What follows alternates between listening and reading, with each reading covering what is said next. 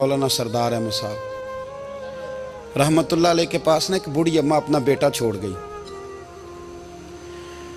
तो हजरत साहब ने को 2, 4, 5 महीने रखा। तो बाद में उसकी अम्मा को बुला के कहा कि भाई तू बेवा है, बेटा तेरा यतीम है, मैं नहीं चाहता कि इसका वक्त ज़ाया हो। ये पढ़ने वाला कोई नहीं, सारे नहीं भाई पढ़ने वाले होते। अब यहाँ उलमा बैठे हैं, मैं बेअदब भी ना हो जाऊँ।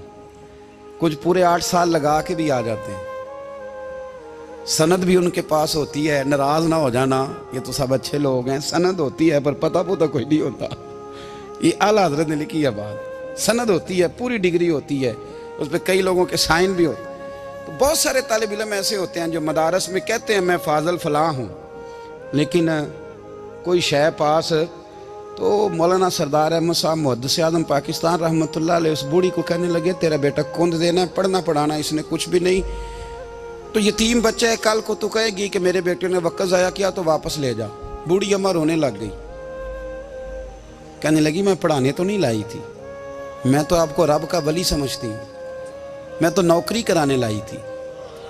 नौकरी हजरत अनस बिन मालिक कहते हैं मेरी अम्मा भी हुजूर की बारगाह में दे गई थी। हुजूर की बारगाह में ये नहीं कहा था कि या रसूलल्लाह पढ़ा दें, हाँ हाँ मैं जिम्मेदारी से बात कर रहा हूँ। ये नहीं कहा था हुजूर मुजाहिद बना दें, ये थोड़ी कहा था कि या रसूल अल्लाह सल्लल्लाहु ताला अलैहि वसल्लम से मुफस्सिर मुहद्दिस मुहक्किक मुफ्ती बना दें। हजरत अनस की अम्मा कह गई थी सोनिया जब तक ये रहेगा ना आपकी नौकरी करेगा, ये घर के काम काज करेगा, ड्यूटी करेगा, हुजूर ये आपकी नौकरी करेगा। तो मेरे महबूब ने फिर दुआ कर दी, अल्लाह इसे बरकत अता फरमा। तुम समझता है खिदमत वाला खाली रह जाता है?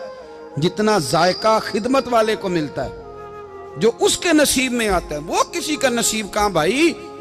हजरत अनस कहते हैं हुजूर ने दुआ कर दी, बरकत की। मुझे तो खेती बाड़ी आती भी नहीं थी, पर लोगों के बाग में साल में 1 दफा फल लगता था, मेरे बाग में 2 दफा लगता था।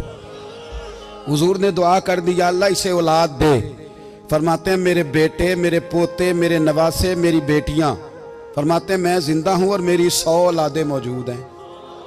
परेशान हो गया 100 सुन के बच्चे 2 ही अच्छे, 100 औलादे मेरी मौजूद हैं। हजरत अनस बिन मौलाना सरदार अहमद साहब के पास ना छोड़ गई बच्चा, कहने लगी हजरत जी मैं को पढ़ाने के लिए थोड़ा छोड़ गई हूँ, मैं तो इसलिए छोड़ के गई हूँ कि आप मेहरबानी करें, खिदमत कराएं। तो हजरत जी कहने लगे कोई ऐसा काम ही नहीं, खिदमत वाला क्या कराऊं। कहने लगी पट्ठे पवा लिया करो जी। हूँ लड़ पेंदे ने, कहने ने बच्चे काम कर दें मदरसे का। हालांकि अब कहाँ बच्चे काम करते हैं, अब तो गुजर गया दौर, अब तो बच्चे काम कराते हैं। अब बच्चे भी नाराज हो रहे हैं, घूर घूर के देख रहे हैं। सही कह रहा हूँ आपको, बच्चे काम कराते हैं, बच्चे कहाँ काम करते।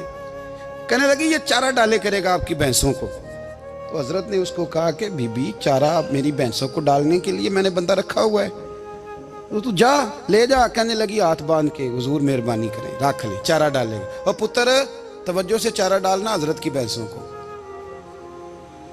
रोने लगी, हजरत ने रख लिया, महीने का खर्चा भी देते। शाम को ना वो सारा दिन काम करता, शाम को आके पैरों में भी बैठ जाता। हजरत जी लाएं तेल थोड़ा सा, पैर ना दबा दूं। 8 साल साथ वाले पढ़ते रहे, ये बेचारा नौकरी करता रहा। मेरा रूप भी नहीं ते मेरा रंग भी नहीं, और मैनू यार मनान दा टंग भी नहीं। कभी कभी ना हजरत बिलाल हबशी फारग होते ना, तो नबी पाक की बारगाह में अर्ज करते हुजूर कोई काम तो नहीं, सारे हो गए, हुजूर जाऊं जरा, चले जाते। एक दिन सलमान फारसी कहने लगे या रसूलल्लाह ये बिलाल कहाँ जाता है। फरमाया जा देख के तो आ।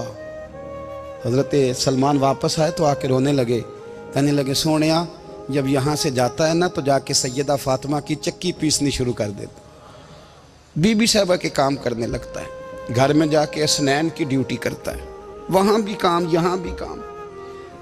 वो चारा डालता रहा, उसने चारा डाला।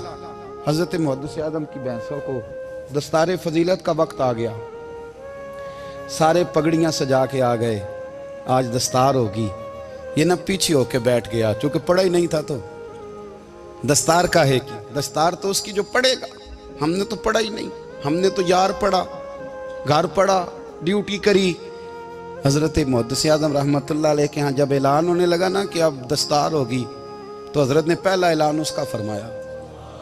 तो मजा वाला बंदा कपड़े भी कदी कदी बदलता है ना, वो कहता है जिस हाल में भी था मैं पलट के देखने लगा कि पढ़ा पढ़ाया तो है, कोई शय नहीं।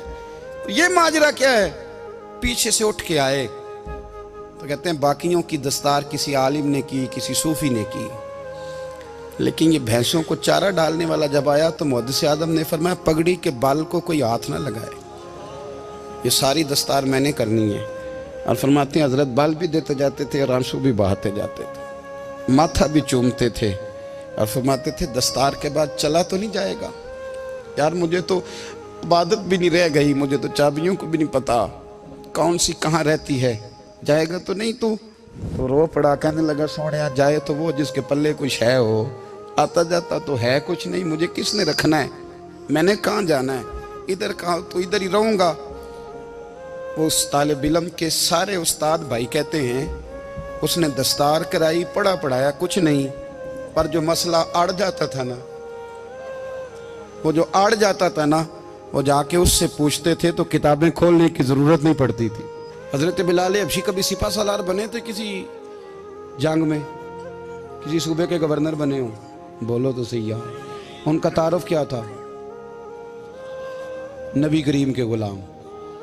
हुजूर के ना जो ज़ाती मामलात थे ना, 20 अंसारी नौजवान थे जो हर वक्त नबी पाक के पास खड़े रहते थे कि हुजूर को हुक्म करें, 20, और 34 से लेकर 40 तक गुलाम हर वक्त हुजूर की बारगाह में रहते। हजरत बिलाल हुजूर के ज़ाती मामलात की खिदमत करते थे, कोई ऐसी वो जो तबलीग की या दावत की या जंग की या जिहाद की कोई ड्यूटी नहीं वो करते थे, ज़ाती खिदमत सरकार की। हजरत उमर फारूक वो शख्स हैं कि जिन्होंने कभी किसी बंदे को खातर में नहीं लाए हो, लेकिन जब हजरत बिलाल आते थे ना तो जनाब उमर उठ के खड़े होते थे, कुर्सी छोड़ते थे और फिर एक नारा लगाते थे, कहते थे या बिलाल अंता सैयदुना, बिलाल तू हमारा सरदार है यार, तू हमारा। यानी इश्क का ज़ौक़ पूरा करना उन्हें भी आता था। इसलिए मेरा मशवरा है, मेरी राय है, और जो मेरा हुक्म मानने वाले हैं उनके लिए मेरा हुक्म है कि ज़ौक़ ना कभी भी ख़राब करना, कभी भी ना ज़ौक़ ना ख़राब करना, अपना लुत्फ़। मैंने कई दफ़ा, मैं पहली दफ़ा मदीना शरीफ हाज़िर हुआ तो एक बाबा जी मेरे आगे आगे थे, तो उनको ना धक्के मार रहा था, वो सामने खड़े होते हैं ना, अल्लाह खैर फरमाए, अपनी अपनी ड्यूटी है ना, उनकी भी एक ड्यूटी है ना जी। तो वो धक्के मार रहा था तो बाबा उसे कह रहा था तेरी खैर होवे पहरेदारा, रोजे दी जाली चुम लैन दे। उन्हें फिर धक्का मारिया तो फिर उन्हें कहता तेरी खैर होवे पहरेदारा। मैंने, वो बिल्कुल अनपढ़ बाबा जी थे पर मुझे उन्होंने बहुत बड़ी बात समझा दी, मैंने उनसे बड़ा सीखा, मिंबर पे जिक्र कर रहा हूँ। वो तीसरी दफा फिर धक्का मारा, तेरी खैर हो गए पहरेदार, रोजे दी जाली। तो बाबा जी बाहर निकल आए तो मैं भी पीछे निकल आया। तो मैंने कहा बाबा जी यहाँ कुछ इन्होंने बांग्लादेशी और हिंदुस्तानी भी रखे हुए हैं, पर ये तो अरबी था खालस, उन्होंने कदों थोड़ी भी समझ आती सी, तुसी पंजाबी का शेर सुनाई जा रहे हो।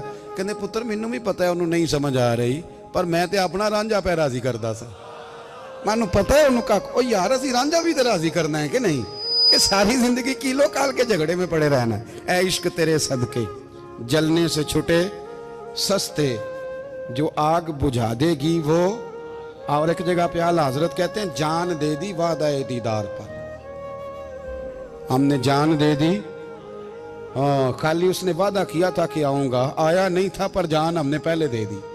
तो इसलिए ना ज़ौक़, शौक़, प्यार, वारफ्तगी, मोहब्बत असातिज़ा के लिए, बुजुर्गों के लिए, उलमा के लिए, मशाइख के लिए, बड़ों के लिए ना ज़ौक़ ना कभी ख़राब होने पाए। अल्लाह आपको सलामत रखे। और कुछ दुआएं मैंने दे दी हैं, कुछ अल्लाह जानता है मेरे दिल में हैं, वो मैं देता रहता हूँ। अल्लाह आपको हमेशा शाद व आबाद फरमाए।